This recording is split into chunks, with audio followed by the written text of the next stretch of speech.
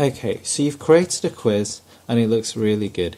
You've got this for loop to show that the quiz is loading, and that's fixed in that it always loads between 0 and 100.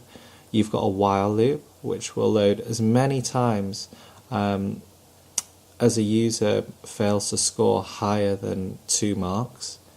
You've got these if statements. You've got if statements with Boolean values. You've got if statements with lists. And you might also have using different data types such as float or int. The only issue is that we see a lot of code which is repeating itself. So for example, print, well done, score equals score plus 1, time.sleep. Now as a programmer this is really inefficient because our code is quite long, and also we don't really want to type out the same code over and over again. Now the way that we can get away with typing out this code over and over again if it's exactly the same is we can use what is called a procedure.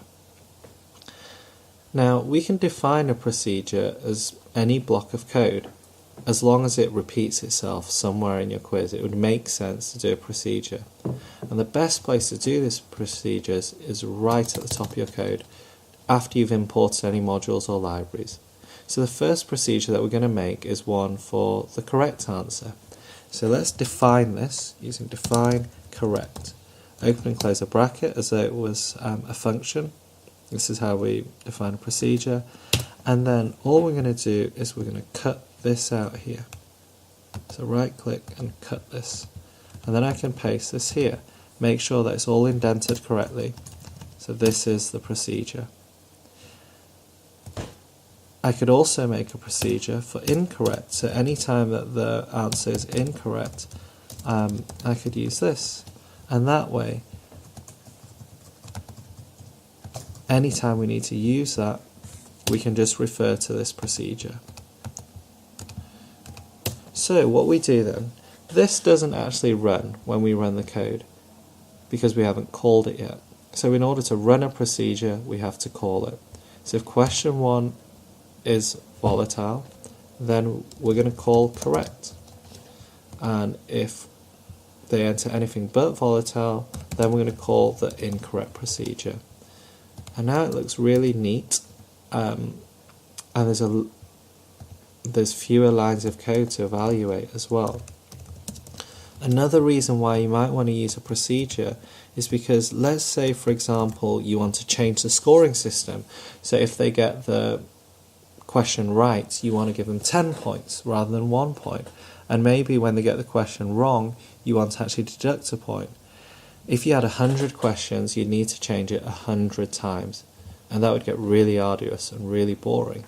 So instead what you would do is you would just change it in the procedure once. So score equals score plus 10, or in here we could do score equals score minus 1, and now anytime that they get the answer correct, it does this.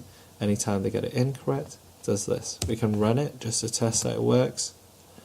What is your name? Mr. Lau. Is main memory volatile or non-volatile? Volatile. Oh dear. So, here's an error that we need to fix. Let's have a look at this. So why has this come up with an error? Let's read the error. It says here that the local variable score is referenced before the assignment. So what this is saying is that we've got this thing here, score equals score plus 10. But actually the reference for score is down here. So there's two things we need to add.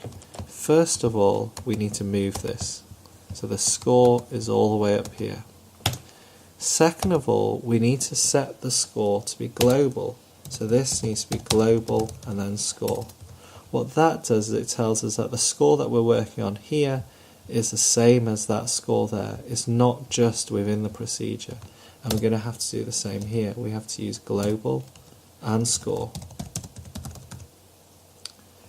So there's like a couple of errors that actually are very common, and even I've made that mistake.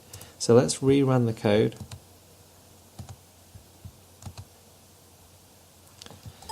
Our name, let's allow. is main memory volatile or non-volatile? Let's go to volatile. And then it says well done. So we know that the procedure works. Let's get this one wrong. What is a fast secondary storage device? Let's put optical media, which is incorrect. And then it says, sorry, that is the wrong answer. So we can see that our procedures are working. Things to bear in mind. If we're using a variable called score, we have to initialize it first, otherwise we're going to get an error. So score equals 0 needs to come before our procedures. The other thing we need to do is make sure that the score is set to global, so that it knows that the score that exists in here is the same score that we're modifying outside here. So the scope is the same, it's a global scope. And that's it. I hope that's been useful. I hope actually seeing the error shows that we sometimes need to debug our code as well. I hope that's helpful.